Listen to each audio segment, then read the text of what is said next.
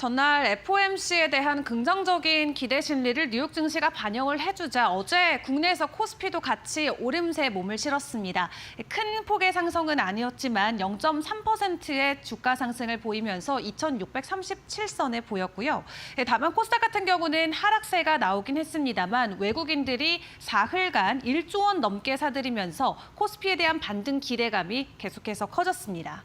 그리고 무엇보다도 가장 주목이 됐었던 건 삼성전자가 아닐까 싶은데요. 드디어 5개월 만에 6만 전자를 탈환시키면서 최근 외국인들의 저가 매수세가 집중대구로 유입되고 있음을 확인을 해볼 수가 있었습니다. 다만 수급 블랙홀이 나오면서 대형주 위주로 좀 개별적으로 대응하는 장세가 펼쳐지고 있는 가운데 이날장에서도 외국인은 삼성전자를 가장 많이 사들였고요. 그리고 SK하이닉스 같은 경우는 기관 쪽에서 가장 많이 사들인 종목으로 체크를 해볼 수가 있었습니다. 오늘 시간에서 마이크론이 실적 발표를 했는데 이 반도체 풍향계로 불리는 만큼 삼성전자와 SK하이닉스 어제도 기대감을 안고 추가적인 주가 상승이 나와줬던 것을 체크를 해볼 수가 있었고요.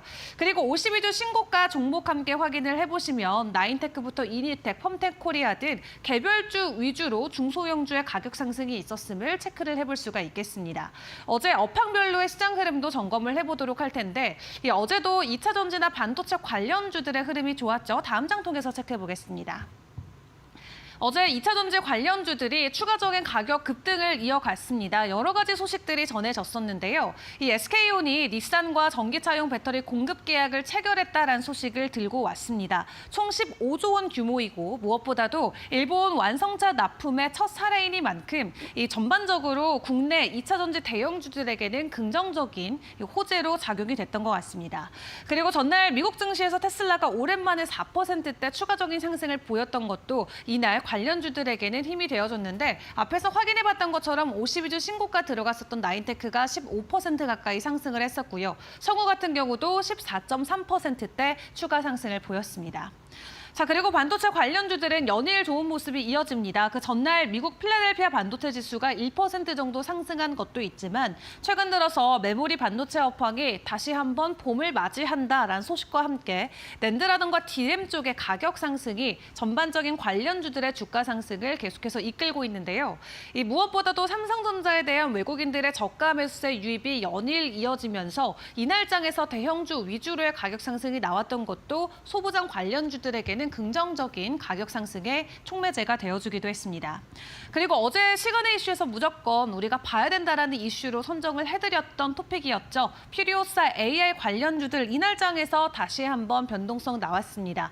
무엇보다도 4x4가 가장 강한 상승을 보이기도 했고요. TS 인베스트먼트나 DSC 인베스트먼트도 모두 급격한 가격 상승을 보이기도 했는데 일단 한국 정부가 국가 전략기술 심사에 돌입한다라는 소식이 전해지면서 정말로 메타가 퓨리오사를 담아갈 수 있을지에 대한 여부를 놓고 시장에서는 찬반이 나뉘고 있긴 합니다만 일단 기대감을 가지고 지켜보셔도 좋을 것 같습니다.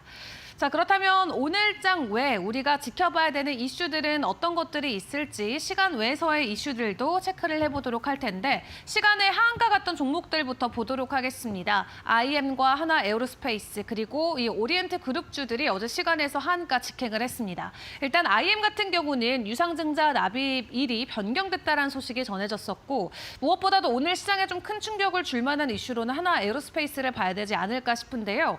어제 유상증자 소식을 들고 오면서 시간에서 급격한 변동성이 나왔습니다. 최근 워낙 주가가 많이 오르기도 했고 고평가 아니냐라는 논란도 있었던 만큼 지금 3조 원이 넘는 유상증자를 진행한다라는 부분에서는 최근에 올렸던 주가에 대한 부담으로 충분히 작용이 될 수 있을 것 같고요. 일단 99년도 이후 처음으로 유상증자를 진행하는 만큼 시장에서 어떻게 받아들일지를 먼저 지켜보시는 게 중요할 것 같습니다. 다른 증권의 취득 자금을 모으기 위해서 그리고 시설 자금이 필요해서 일단은 진행한다라고 하는데 시간 외에서는 부정적인 매도 흐름이 강했던 만큼 오늘 장중의 변동성도 유의를 해보시는 게 중요할 것 같습니다.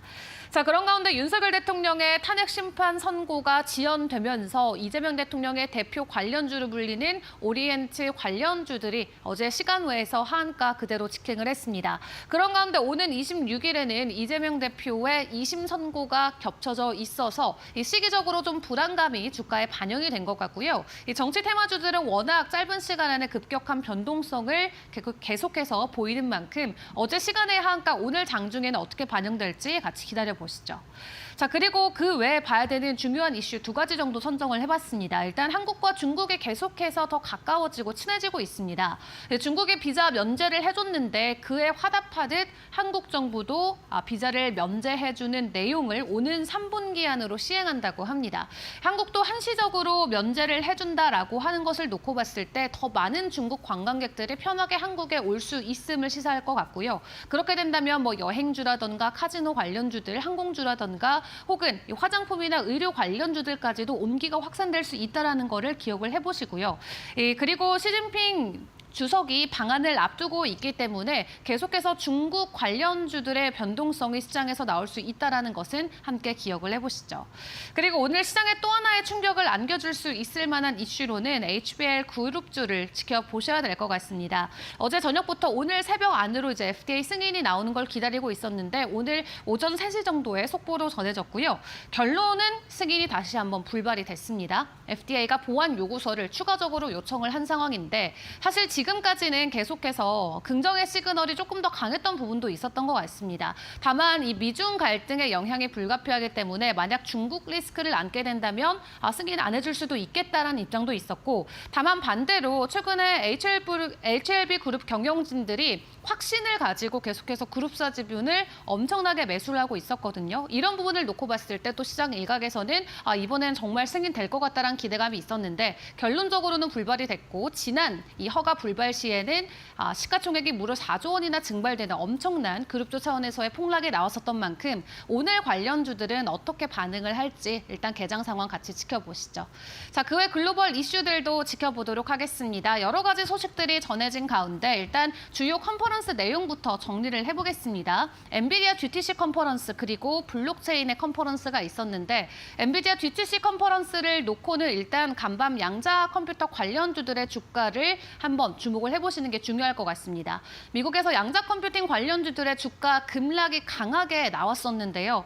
젠슨왕 CEO가 엔비디아뿐만 아니라 앞으로 전 세계적으로 양자 컴퓨팅과 관련된 기술이 계속해서 확산이 될 것이고 본인들도 계속해서 가속화시키겠다라고 긍정적인 코멘트를 내놓긴 했습니다만 일단 양자 컴퓨팅 자체를 놓고는 아직까지도 의문은 있다라는 발언을 같이 내놓으면서 되려 관련주들이 좀 피해를 보는 모습이 나왔고요. 엔비디아 주가는 반등하는 모습이 나오기도 했습니다.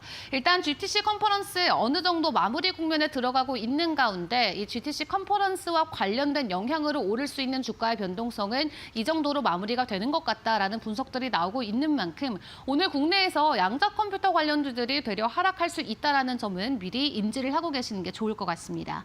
그리고 암호화폐 관련해서 컨퍼런스에 트럼프 대통령이 화상으로 직접 참여를 했는데 물론 긍정적인 말들을 대거 내놓긴 했습니다. 다만 앞에서 지금까지 우리한테 들려줬던 말들과 별반 다를 게 없는 내용들이 확인이 되면서 비트코인의 가격이 추가적으로 상승을 해주진 못했던 하루였고요. 그리고 관세와 관련돼서도 백악관 대변인을 통해서 4월 2일에 상호관세 예정대로 시행한다라는 코멘트와 함께 다시 한번 현대차를 거론을 했습니다. 국내 기업들을 계속해서 거론하고 있는데 한마디로 미국에 와서 대규모로 투자해라라는 것을 어느 정도 압박식으로 이야기를 하고 있는 걸로 생각을 해볼 수가 있겠고요. 뿐만 아니라 오늘 국내 증시에서 또 가장 중요하게 보셔야 되는 것 중에 하나가 바로 마이크론의 실적이 될 것 같습니다. SK 하이닉스와 함께 추가적인 가격 상승이 나올 수 있을지 기대가 되는데 시간 외에서 마이크론은 3%에서 4%대 주가 상승을 보이고 있는데요. 오늘 국내 반도체 관련주들 연이은 가격 상승에 추가적인 시세가 나올 수 있을지도 같이 지켜보겠습니다. 자, 그런 가운데 다음 주의 주요 일정들도 체크를 해보시죠. 다음 주 월요일에 넥스트레이드에 삼성전자나 SK 하이닉스 등 주요 종목들이 추가적으로 들어가는 첫 거래일이 되겠고요.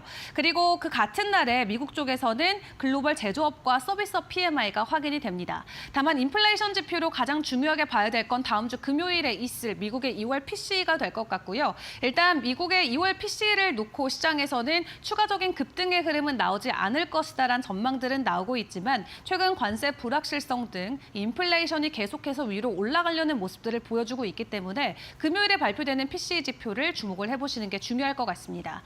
그리고 수요일쯤 돼서 AI 관련주들의 변동성이 나올 수 있다는 점도 주목을 해보시죠. 마이크로소프트가 AI 투어인 서울이라는 컨퍼런스 개최를 하는데 CEO가 직접 한국에 방문해서 AI와 관련된 여러 가지 이슈들을 다룰 것으로 보여지고 있습니다. 국내 관련 기업들과의 파트너십 소식이라던가 어떤 우리가 예상치 못했던 변수들이 나올 수 있기 때문에 다음 주에 여러 가지 이슈들 같이 저희와 함께 팔로업 하시면서 전략을 세워보시길 바라겠고요. 일단 오늘 국내 증시의 분위기는 어떻게 흘러갈지 개장 때까지 저희와 함께 보시기를 바라겠습니다.